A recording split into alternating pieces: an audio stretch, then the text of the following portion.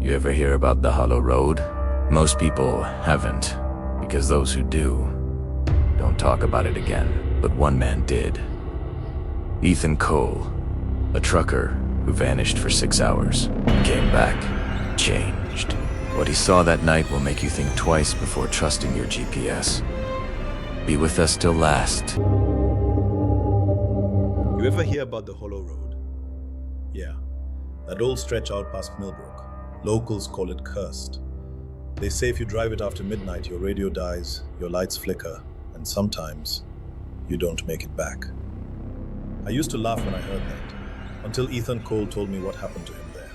Now, Ethan wasn't the kind of man who spooked easy. He was steady, quiet, spent 20 years driving long-haul shipments across half the state, knew every back road and shortcut by heart. But after that night, he quit driving altogether. It started simple. One late delivery, that's all. Dispatch called him near 10:30 p.m. Last minute run. Cargo needed to reach Millbrook by sunrise. Ethan didn't think twice. He needed the money, and the route was one he'd driven before. The GPS showed the fastest way cutting through County Route 47, but to everyone around here, that's the Hollow Road.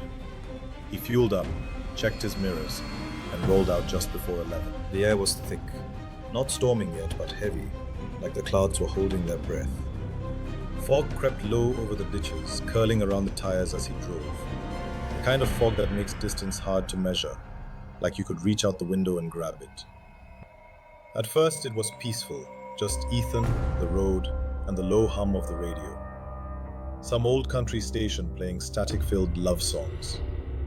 He said it almost felt too quiet to be real. Then, after a few miles, something changed. The fog thickened until the trees on both sides vanished, and the headlights, instead of cutting through the mist, seemed to stop dead in it, like the light itself was being swallowed. Ethan glanced down at the GPS. Still on Route 47, still fine. But the road looked different. Brand new pavement, perfect lines. No cracks, no gravel, no aging tar patches he remembered. Like it had just been built. He eased off the gas. Something about it felt wrong. That's when he saw the light. One single street lamp, standing alone in the fog. No houses, no power poles, just that lamp. It wasn't even electric, it was burning. A small orange flame flickering inside the glass. As he passed under it, the radio hissed. The music faded out, replaced by whispers. Slow, broken, like voices trying to crawl through water. He tapped the dial, switched stations, but every channel was the same. Static, and something underneath it, like a breath brushing against the microphone. He told me it felt like the world had shrunk, like there was nothing left outside that thin beam of his headlights. And that's when he saw her. A woman, standing at the side of the road, barefoot, wearing a white dress soaked at the bottom. She wasn't moving, just standing there, half in fog, half in the light. Ethan slowed down, rolled his window halfway. "Ma'am, you okay?" No answer. Her head was tilted low, her hair hanging in clumps. He stepped out of the truck, flashlight in hand, boots crunching on wet gravel. Raindrops started to fall, slow at first, like the air couldn't decide if it wanted to pour. "Ma'am, are you hurt?" he called again. Then she looked up, and that's when his voice broke, telling me this part. Her eyes weren't reflecting the light. They were glowing, pale gray, almost white, like fog had filled them from the inside. Her mouth opened, but no sound came out. Then she raised her hand and pointed behind him. Ethan turned around. The back of his truck was open. He knew he'd locked it before leaving the warehouse. Every latch, every hinge. Now the cargo door hung open. One crate lay shattered on the road, Its lid cracked clean in half. He looked inside and froze. It wasn't packages or tools or food. It was dirt. Just black, wet soil. Clumped, heavy, reeking of rot. And not like old soil either, like it had just been dug up. That smell hit him like a wall, sweet, thick, decaying. He staggered back, coughing. When he looked up again, she was gone. The road was empty. No footprints, no figure, just fog. Ethan jumped back in the cab and slammed the locks. The radio screamed with static again, louder this time, but buried deep under it, he swore he heard words. His own name, whispered. Then the GPS started spinning, the little arrow turning in circles before stopping, pointing backward, like it was telling him to go back. The rain thickened, pounding the windshield in sheets. The road started curving downhill, twisting into a hollow he didn't recognize.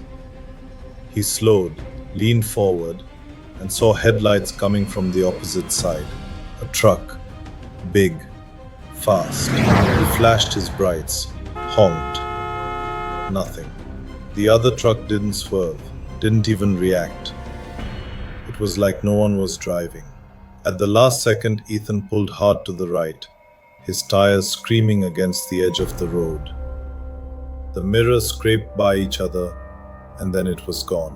He checked the rear view. Nothing. Just rain and fog. No sound of an engine fading away. He kept driving until the rain stopped completely. Pulled over, trembling, chest tight. He stepped out for air, but the air was dead quiet. No sound. Not even his truck idling. He turned around and froze. The truck was gone. Behind him, the road ended in dirt. No tire tracks, no pavement, just trees. And a rotted wooden sign, half buried in the mud, that read, County Route 47, closed since 1986. He told me that's when everything went wrong at once. The air turned sharp, cold enough to sting his lungs.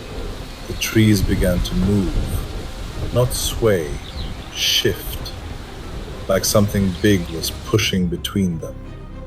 Branches cracked, leaves fell in slow motion, and then he saw it. Something tall, wrong-shaped, crawling out from between the trunks. Its limbs too long, back arched like a broken animal. The air filled with that same smell, wet dirt and decay. And underneath it, that voice, the same one from the radio. Low, wet, close enough to feel on his neck. You brought it back. Ethan doesn't remember running. He said 1 second he was staring at that thing, and the next he was waking up in a ditch at sunrise. Truck parked neatly on the shoulder. Engine off, doors locked. The world looked normal again. Birds, light, wind. He almost convinced himself it was all a dream, until he checked the back. The crates were sealed again, every one. But the floor of the trailer was smeared with wet black mud, fresh, still dripping. Ethan quit the next morning, turned in his keys, sold the truck, and moved out past the county line. Started fixing fences for a living. He told me he doesn't even drive at night anymore. Can't stand fog. Can't stand the sound of static on a radio. And sometimes, when the weather turns heavy and still, he swears he can smell it again. That dirt. That sweet, rotting earth. And sometimes the radio turns itself on. So next time your GPS tells you to take a shortcut through the woods, and you see a single lamp burning in the fog, Don't stop. Don't slow down. Just keep driving.